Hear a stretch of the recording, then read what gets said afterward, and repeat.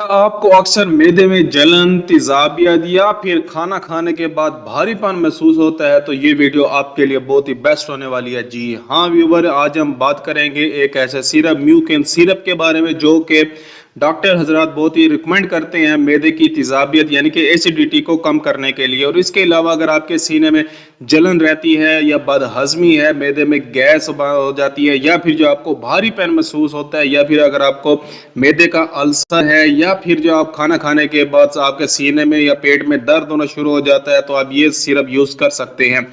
इसका जो तरीका इस्तेमाल है वो है जी, खाना खाने से पहले 2 चम्मच आपने सुबह 2 शाम 2 टाइम आपने इस्तेमाल करना है।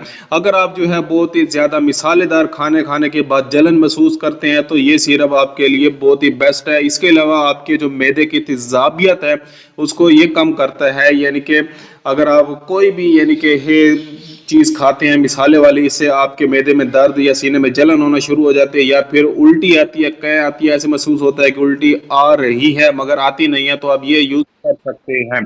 इसके अलावा अगर आपके खाना खाने के बाद ब्लोटिंग या होना शुरू हो जाती है तो इसको भी आप कम कर सकते हैं। ये जो म्यूकेन सिरप है, आपके पेट में जलन होता है या फिर जो डिस्कम्फर्ट आप महसूस करते हैं तो आप ये यूज कर सकते हैं।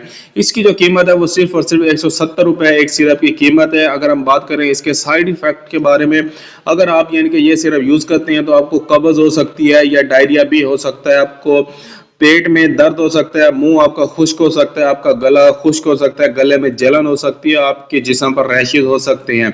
इसके अलावा जो है व्यूअर, आपको भूख भी बहुत कम लगना शुरू हो सकती है, आपको थकावट यानी कि वीकनेस महसूस होने लग जाती है।